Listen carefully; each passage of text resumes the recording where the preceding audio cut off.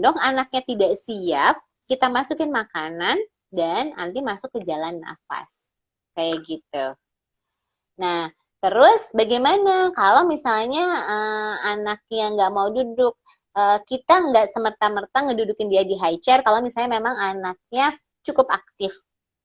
Jadi makanya pertama kita tidak mengenalkan proses duduk ini pada saat usia 6 bulan. Nggak usah didudukin di high chair sebawah usia 6 bulan itu Mbak, tapi di pangku aja. Jadi saat dia di pangku dan ibunya makan atau ayahnya makan, sebenarnya dia tahu, oh segini lamanya ya waktu proses makan ya, kayak gitu loh. Nah itu yang pertama. Yang kedua, kalau misalnya nggak punya high chair gimana? Nggak apa-apa nggak punya high chair. Tuh anak saya juga makannya di lantai gitu, uh, duduk sila di lantai itu juga nggak apa-apa sebenarnya. Jadi nggak usah punya sesuatu yang mahal. Terus kalau misalnya saya sendiri atau misalnya nggak ada pengasuh, saya nggak ada suami gitu ya, misalnya suaminya di luar kota kayak gitu, dan saya harus berjibaku ngurus anak saya sendirian, terus saya nggak mungkin nih dok mangku anaknya. Boleh pakai kursi selain misalnya high chair, ibu misalnya punya bouncer atau punya stroller, asal strollernya diam dan posisinya sedikit di atas 60 derajat gitu deh. Kalau misalnya anaknya belum bisa duduk gitu. Nah, jadi sebenarnya high chair itu bukan sesuatu yang wajib dimiliki pada saat anak makan sih, sebenarnya aku cuma bilang kayak gitu. Karena juga anak nanti dan kecenderungan anak-anak yang di high chair itu sebenarnya dia malah posisi makannya malah bersandar, malah tidak menjaga postur tubuhnya yang baik. Tuh. Nah, Dok, Ya. terus kita sekarang masuk ke kayak pemberian nutrisi ya, Dok gitu. Ada Hmm, juga hmm. beberapa metode nih, Dok. Banyak yang orang tua mungkin sekarang suka salah bahwa ternyata untuk mulai mengenalkan anak makan itu nggak harus terlalu banyak buah sama sayur. Itu benar nggak sih, Dok? Atau gimana? Sebenarnya memang pada saat usia di bawah 2 tahun, sayur dan buah memang dibatasi karena kan kita harus ngebus dengan proses makronutriennya. Nah, jadi memang ada dosis makronutrien dan mikronutrien yang harus dipenuhi oleh setiap anak.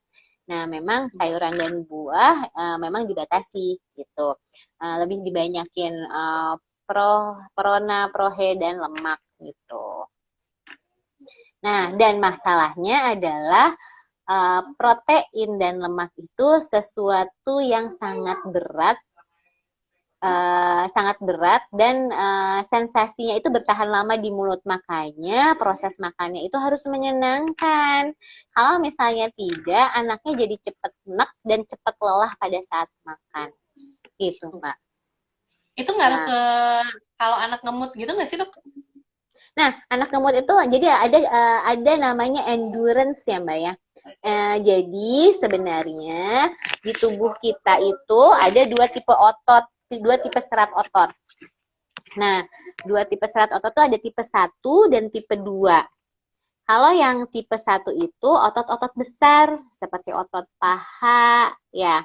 Terus otot bahu itu ada tuh otot tangan tuh tipe otot besar. Nah, sedangkan yang tipe yang di mulut ini lebih banyak tipe 2. Tipe 2 itu otot yang mudah lelah dan membutuhkan banyak oksigen. Nah, kalau tipe 1 itu oksigennya tidak terlalu banyak dibutuhkan. Kalau seandainya anaknya ini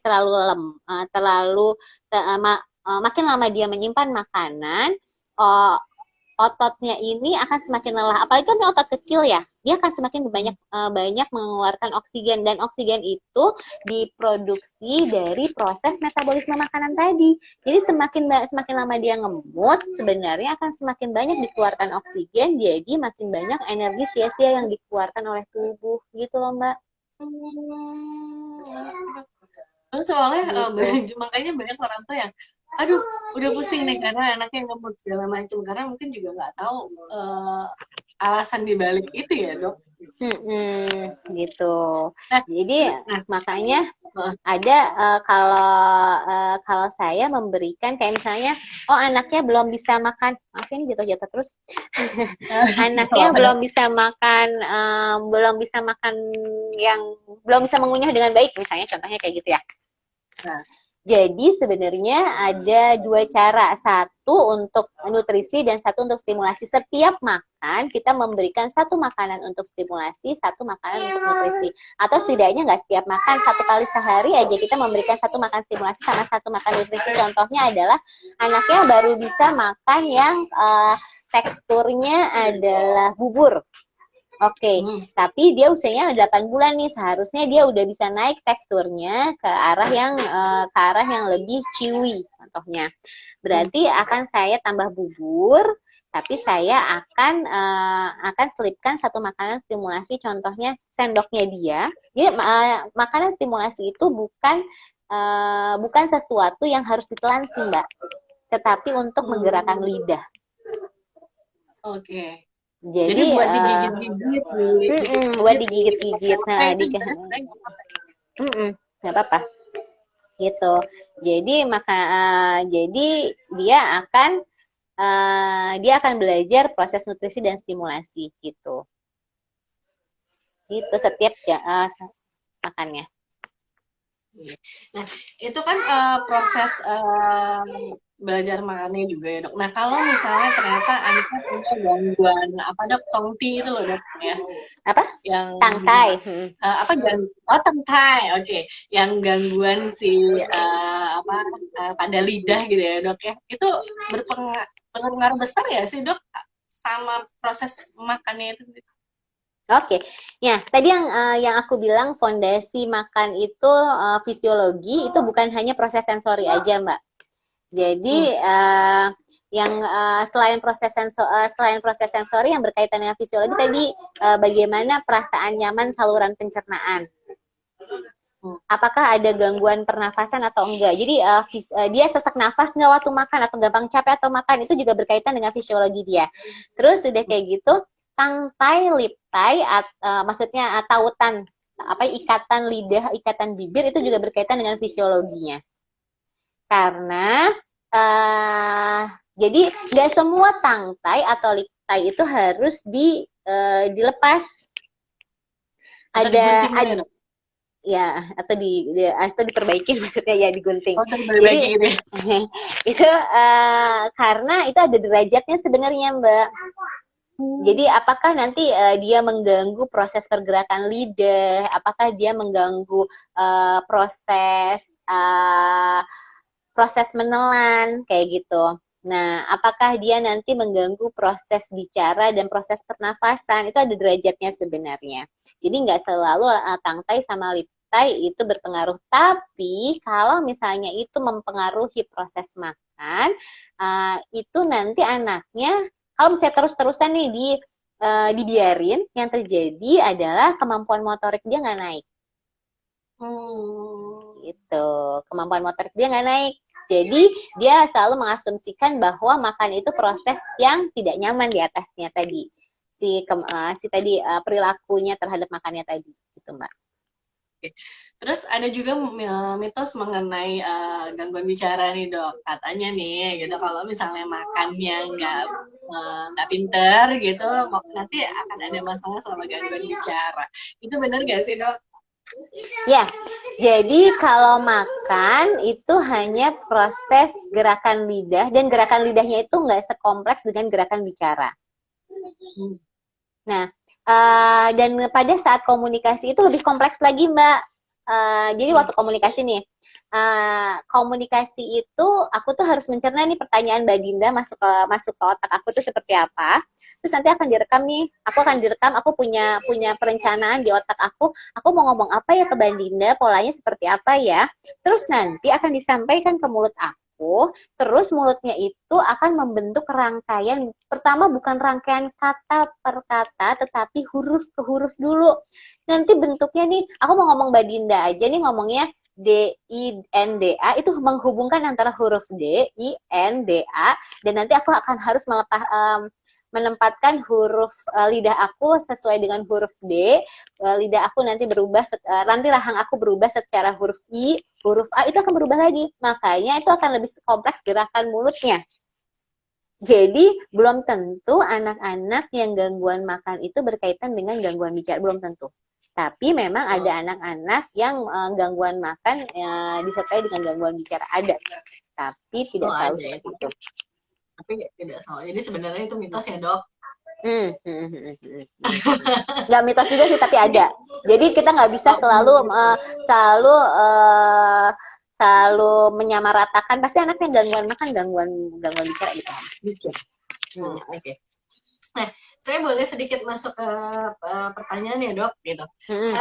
Anak saya umurnya 21 bulan nih, Dok, nih, ya. Tapi dia hanya dia sudah bisa mengunyah semua tekstur kecuali satu yang kenyal gitu. Itu wajar nggak sih, Dok? Atau ada masalah sama gerahamnya atau beberapa gerahamnya udah ada beberapa, tapi apakah masih wajar, Dok? Jadi pertama makan tuh nggak perlu gigi. Oh, oke. Terus apa? Nggak perlu gigi, oke. Makan itu pakai rahang dan lidah. Ya, jadi asal lidahnya bergerak, dia makan. Dan seharusnya yang diajarkan pertama kali itu, makanya tadi tuh tulang sama sendok itu kan sebenarnya sesuatu yang keras ya. Dan nanti dan yang chewy itu sebenarnya sama seperti tulang dan sendok. Jadi yang seharusnya pertama kali diajarkan itu bukan makan. Mulai sih Mbak, fungsinya adalah untuk melatih lidahnya. Semakin pintar lidahnya, sebenarnya akan semakin bagus dia mengelola makanannya di mulut. Gitu. Makanya kalau misalnya banyak dokter sekarang nih, kalau saya lihat kan banyak anak-anak suka ada mainan yang digigit-gigit ya, Dok, gitu. Atau enggak dia mainin gigit-gigit tangannya, gigit benda sekitarnya, itu sebenarnya nggak apa-apa ya, Dok, gitu, nggak harus dilarang gitu ya. Itu karena itu bagian simulasi juga nggak sih, Dok? Iya, sebagian simulasi, tetapi akan lebih baik dia belajar dengan yang aslinya. Oke. Kan tadi kalau misalnya dia cuma ngisep-ngisep titer atau ngisep-ngisep jari, itu tuh nggak ada baunya, ya bentuknya gitu-gitu aja. Terus nggak kalau misalnya nanti yang juga dikhawatirkan takut terluka dan nanti ciwinya itu maksudnya kekenyalannya itu ya segitu-segitu aja kan ya Mbak ya, maksudnya nggak ada perubahan, terus teksturnya gitu-gitu aja kan. Tetapi kalau misalnya kita memperkenalkan dengan barang aslinya yaitu makanan, sebenarnya dia bisa naik kelas gitu. Oke. Nah, banyak juga orang tua bilang, Dok, anak saya cuma suka susu aja sama biskuit, nggak mau makanan yang lain. Itu gimana ya, Dok? Ya, nah banyak juga ya pasien yang datang ke aku sampai 4 tahun dia nggak bisa makan, dia cuma bisa minum susu. Jadi anak itu akan kalau misalnya anak dibiasakan, dia malah akan menjadi tadi terbiasa menjadi perilaku yang dibiasakan. Jadi kesannya kayak gangguan perilaku, padahal itu bukan gangguan perilaku karena kita membiasakan proses sensorinya sehingga proses motoriknya terbentuknya seperti itu. Nah, kalau minum susu itu tadi kan aku bilang ya Mbak ya, memang Tuhan itu memberikan kemampuan pertahanan hidup yang paling mudah yaitu menghisap tadi. Nah, dan pada saat kita minum susu itu tuh memang kemampuan yang paling mudah, kemampuan dasar, dan mulai itu bersifat refleks malahan. Jadi nggak usah aktif, kita tuh udah sedot, udah tahu itu menyedot gitu. Nah, dan pada saat minum susu nggak ada kan orang yang jarang, maksudnya ada sih beberapa orang tuh yang misalnya minum susu, kalau misalnya anaknya minum susu, wajah kita tuh kayak biasa aja kan, nggak ada yang kayak dengan kayak kamu harus makan kayak gitu kan. Jadi ada ketenangan di situ pada saat anaknya minum susu. Jadi nggak ada usaha, nggak introseptifnya tuh tidak terlalu bermain pada saat minum susu. Makanya anak akan memilih sesuatu yang paling mudah untuk dia. Jadi kita harus kasih challenge. Makanya dengan berlatih tekstur itu sebenarnya kita memberikan challenge dia. Gitu sih. Ini ada satu pertanyaan, ini juga ada satu pertanyaan lagi nih dok yang keluar dari live saya kemarin. Tapi saya juga penasaran nih kalau untuk tanya sama dokter Dila. Dok, anak saya cuma suka, kalau tadi kan susu sama sini. Kalau misalnya ini kan telur gitu ya dok, dia sukanya makan telur dikecapin, telur di pokoknya segala jenis telur aja gitu ya dok. Itu kebutuhan nutrisinya ke depannya akan gimana sih dok, tercukupi atau tidak?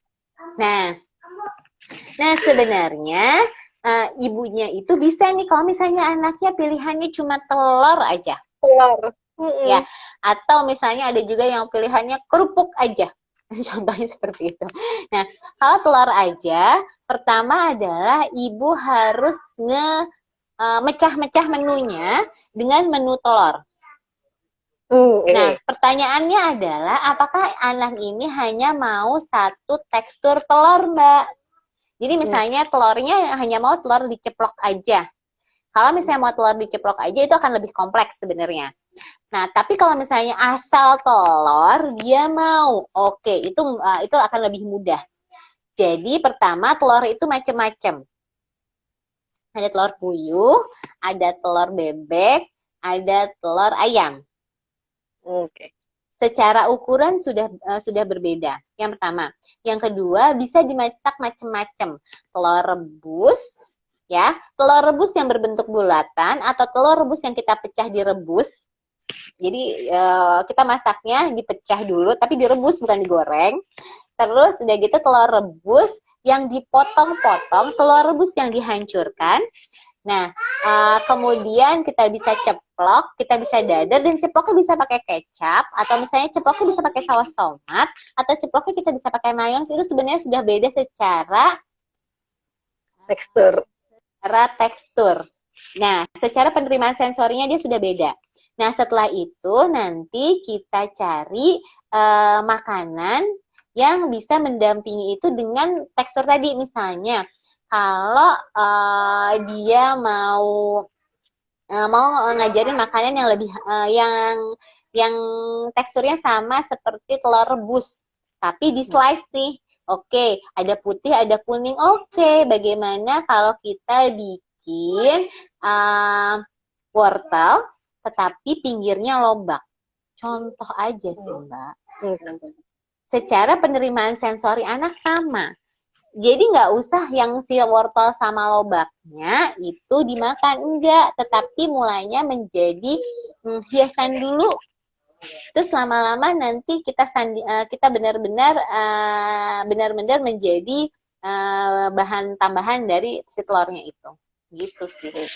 Nah, kalau misalnya pengalamannya dulu gitu ya dok? Iya. Dan kalau misalnya kita mempertahankan si telur ini terus-terusan, suatu hari si telur ini akan menghilang dari otak anak itu. Jadi nih Mbak ya, contohnya aku ya kita kenal deket gitu Mbak Dinda ya.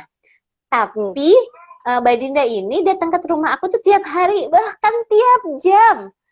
Yang terjadi ya aku sebel ya, terus aku langsung menghapus rasa suka aku di otak. Seperti itu loh Mbak, kayak gitu loh. Oke, gitu. Oke. Terus nih dok, kita boleh yang lain ya dok? Boleh. Gitu. Nah, ini berhubungan sama terapi nih dok. Tadi ada yang menarik nih. Anak saya gampang banget jijian dok, gitu ya. Jadi ada selilit aja dia udah langsung berhenti ngunyah. Selilit tuh apa maksudnya ya? Mungkin nyelip gitu kali ya dok. Ada selilit aja dia langsung muntah segala macam. Nah, risih banget gitu dia kayaknya anaknya. Apa perlu terapi dok? Atau enggak apa sih yang menyebabkan sehingga akhirnya saya harus datang terapi mengenai pola gangguan makan anak saya? Apa sih ininya dok? Oke. Sampai saya akhirnya yaudah terapi aja lah. Gitu. Rata-rata orang tua yang anaknya jijian atau anaknya tidak mau menyentuh sesuatu, itu tuh orang tuanya bilang gini, iya, pegang aja sih, kenapa sih? Kamu kenapa sih pegang aja sih? Udah nggak apa-apa, cuma gitu doang. Kenapa sih harus jijian kayak gitu loh? Nah, itu bener sih. Itu memberikan respon semakin kok gue divorce kayak makin dipaksa ya kayak gitu, dan padahal ini gue dalam kondisi bahaya. Pada saat anak tidak nyaman itu sebenarnya dalam kondisi bahaya, tetapi kita malah memaksa anak dalam kondisi bahaya tersebut. Ya, jadi tetap anak mengasumsinya itu dalam kondisi bahaya. Jadi kalau misalnya memang anaknya jijian, seharusnya kita memberikan kata-katanya seperti ini. Oh, kenapa kamu masih belum kenal ya? Masih belum mau megang, nggak apa-apa. Kalau kayak gitu, mama dulu yang megang ya. Wow, lucu banget ya dipegangnya ya. Wow, wow, ada rasa menyenangkan loh waktu megangnya loh, kayak gitu loh. Jadi kita memberikan positif, input positif pada saat kita memegang sesuatu, dan jangan maksa dia untuk memegang. Oke. Karena kayaknya memang itu terjadi juga sih sama saya dulu, Dok. Ih, nggak apa-apa. Ini coba pegang dulu. Itu bener sudah kan dokter tadi simulasiin itu gitu. Oh, jadi sebenarnya pelajaran juga bahwa jangan terlalu dipaksa ya, Dok. Itu nanti dia malah makin trauma sama makanan itu ya, Dok. Oke, nah, Gitu. Terus menyambung ke terapi tadi gitu, Dok. Kira-kira apa sih yang menyebabkan orang tua akhirnya harus, yaudah akhirnya gue terapi deh ke dokter Dila gitu mengenai makan. Kira-kira apa nih sinyalnya sampai akhirnya? Nah, jadi tidak perlu diterapi kalau misalnya orang tuanya masih bisa diterapi sebenarnya. Oh, jadi orang tuanya dulu nih, menarik nih. Orang tuanya dulu yang harus diterapi. Kadang-kadang bahkan terapis kami nih ya, udah jungkir balik melakukannya. Sebenarnya kita diskusiin lagi sebenarnya masalahnya apa sih gitu. Ya karena sebenarnya orang tuanya tidak cukup kooperatif dengan anaknya, Dok, bilangnya kayak gitu. Jadi kan sebenarnya harus sebenarnya fondasi awalnya ada seorang tuanya. Dan sebenarnya kan kita tidak bisa kayak kasihan banget nih kalau misalnya terapis itu seperti gue udah kirim ke lu sembuhin dong anak gue gimana pun caranya, kayak gitu loh. Padahal kan yang 24 jam yang akan mengelola anak itu, yang akan mengajarkan anak itu kan orang tuanya ya. Makanya sebenarnya orang tuanya itu adalah yang utama. Gitu. Jadi sebenarnya nggak ada yang benar-benar sinyal sampai harus yaudah akhirnya harus terapi nih mengenai pola makan gitu ya. Kalau misalnya memang sudah terapi itu ya memang nanti sih ada sendiri screeningnya gitu. Oh ya nih harus terapi kayak gitu. Gitu. Tapi tetap aja orang tua akan menjadi pendamping utamanya. Oke. Sip. Nah, Dok, boleh menarik nih, Dok. Jadi sebenarnya saya banyak dapat pelajaran bahwa sebenarnya kalau untuk jadi teman makan atau hubungan sama sensori dan makan ini nggak cuma harus kita mikirin nutrisi aja. Oke, itu memang paling penting ya, Dok, nutrisi. Tapi gimana soal pendampingan orang tua terhadap anak atau persiapan orang tuanya sendiri ketika anaknya nanti mau makan gitu ya, Dok. Terus si sensori yang sebelumnya, 8 sensori tadi yang kita bahas di depan itu juga harus dipersiapkan dengan baik. Karena banyak orang tua mungkin taunya ya udah gue harus tahu nih pro-he itu apa, pro-nya itu apa. Memang itu balik lagi itu penting gitu. Tapi akhirnya hanya fokus ke pemberian nutrisinya aja gitu. Ini informasi bagus sendiri sih buat saya pribadi, Dok, bahwa ternyata banyak hal lainnya juga yang harus kita persiapkan. Dokter, kasih conclusion dong buat orang tua yang anaknya mau siap-siap empati nih, atau banyak orang tua yang anaknya lagi terganggu sama pola makannya atau GTM. Boleh kasih conclusion atau tips dong, Dok? Oke. Yang pertama adalah anak itu aktivitasnya hanya bermain ya, Mbak ya. Jadi dia mengenal sesuatu itu dengan bermain. Jadi dia pikir adalah makanan itu adalah mainannya dia. Oke. Itu yang pertama. Yang kedua adalah saya selalu bilang bahwa mulut itu adalah daerah sakral. Karena mulut itu banyak sensorinya. Kemudian mulut itu tempat kita mengenal sesuatu. Dengan kita menjilat atau dengan kita memasukkan tangan, memasukkan kaki waktu kecil ya. Terus dengan kita memasukkan sesuatu ke mulut, itu sebenarnya kita mengenal lebih jauh tentang sesuatu yang akan menjadi teman kita. ya. Nah, tapi kalau misalnya kita seperti masuk ke sekolah, terus tiba-tiba kita nggak tahu nih, belum kenal dengan lingkungan kita, dan belum kenal teman-teman kita, terus kita bilang, kamu kenalan, kamu kenalan, kamu kenalan. Udah, kamu kenalan aja di situ tuh, yang ada yang gendut, ada yang kurus, ada yang hitam, ada yang putih. Tapi dia secara psikologis belum nyaman, secara motorik dia belum matang, secara sensorik dia belum mengenal baunya, belum mengenal sesuatunya. Itu dia menjadi rasa takut dan ada rasa menghindar gitu. Nah, jadi semua itu butuh proses. Dan secara penelitian, dalam satu makanan, anak itu butuh proses mengenal 5-10 makanan untuk kenalan dalam proses makanan supaya lebih dekat dengan makanan. Jadi jangan kerasa pede nih, oh hari ini dia lahap dengan makanan itu, pasti dia suka itu. Besoknya dia belum tentu suka itu, karena nanti dia akan mencerna, oh tadi aku makan apa ya? Apakah aku dengan nyaman dengan proses makan tadi ya? Apakah aku tadi ngerasa nyaman di perut ya, tadi aku gatel nggak ya ngerasa makanan ini tadi baunya enak nggak ya menurut aku, kayak jadi dia akan diproses mungkin di beberapa jam setelah proses makan kayak gitu. Dan kalau misalnya hal-hal yang tidak nyaman dalam proses makan secara sensorinya, dari sensori visual sampai sensori introseptifnya tadi tidak diperkenalkan secara nyaman, dia tidak akan mendapatkan proses kenyamanan itu. Ya.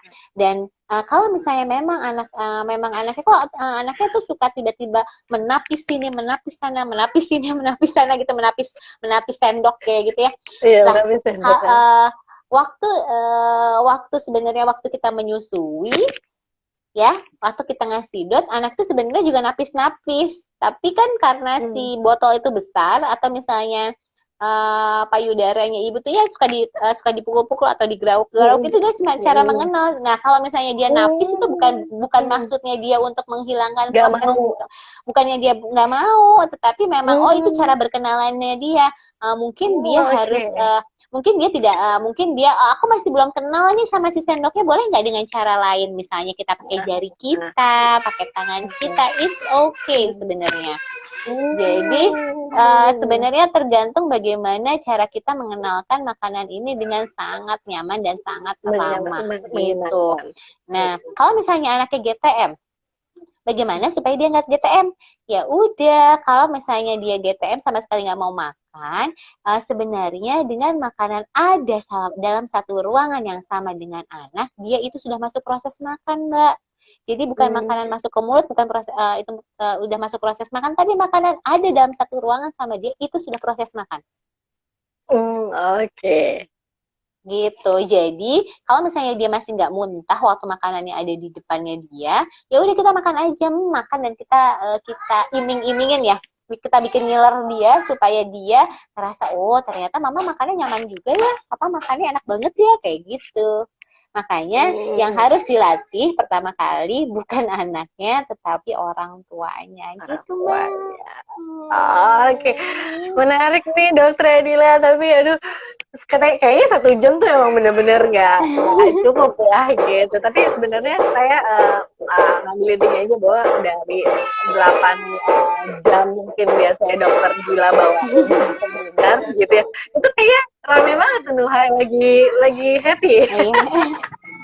Iya, terus dia aku harus nunjukin, nanti tunjukin ke tantenya ya, di sebelah Ambu ada buku Shimajiro. Gemes. Anggota geng Shimajiro Club ID juga nih Nuha ya. Gitu. Jadi ternyata memang menarik banget Moms and Dad bahwa ternyata selain persiapan pengetahuan mengenai nutrisi anak, bahwa ternyata menciptakan lingkungan yang menyenangkan, yang nyaman buat anak untuk mulai mengenal makan itu ternyata penting banget gitu. Terima kasih Dok, walaupun memang kita cuma punya mungkin 10% dari segala informasi yang berhubungan sama sensori makan, tapi ini cukup jadi reminder juga buat saya, atau mungkin informasi buat orang tua bahwa ternyata jangan terlalu pusing dulu gitu ya. Pemberian nutrisi itu juga memang penting, tapi harus menyenangkan dulu.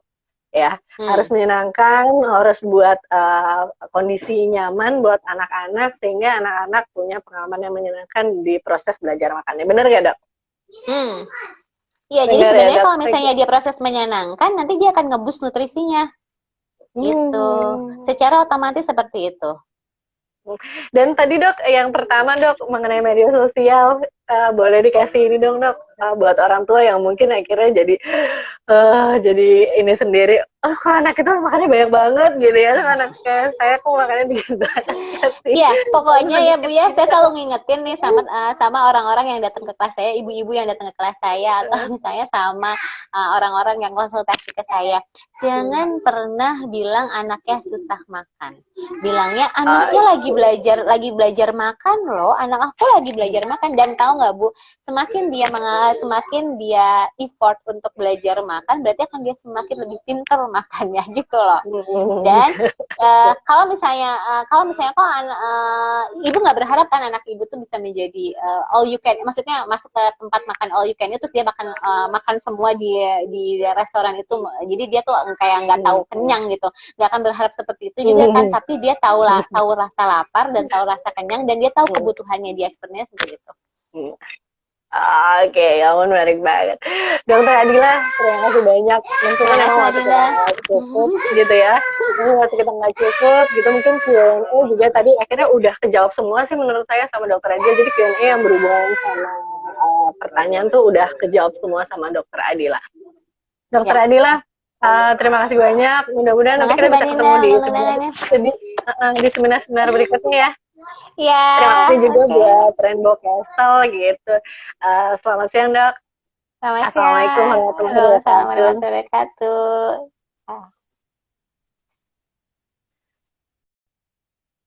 Oke, jadi menarik banget ya Sendet gitu mengenai aksesori dan makan ini, bahwa ternyata untuk bisa memperkenalkan anak-anak dalam proses belajar makan itu nggak cuma orang tua harus memikirkan mengenai nutrisi apa aja sih yang harus dipenuhi oleh anaknya itu sendiri, bahwa ternyata membuat lingkungan menjadi menyenangkan, membuat proses belajar menjadi hal nyaman untuk anak itu sendiri juga itu merupakan hal yang penting dan harus diperhatikan sebelum kita mulai mengenalkan anak untuk makan.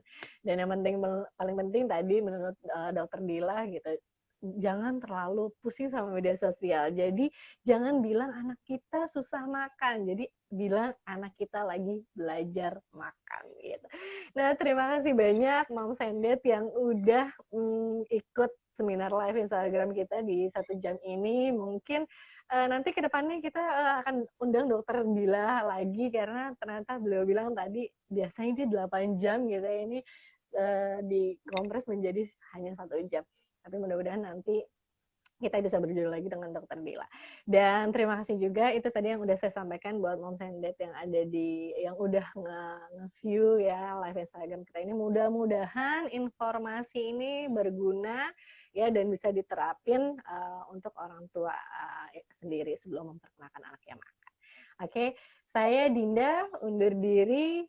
Semoga nanti kita bisa ketemu lagi di seminar live Instagram dengan tema-tema lainnya. Mudah-mudahan pandemi ini cepat berakhir ya. Kita cepat bisa beraktivitas di luar.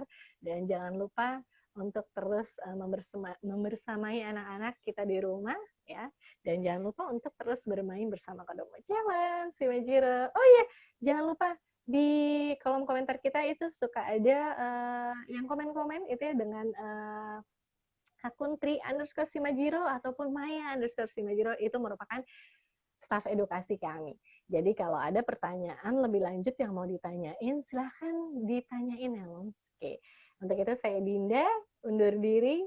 Selamat siang. Assalamualaikum warahmatullahi wabarakatuh.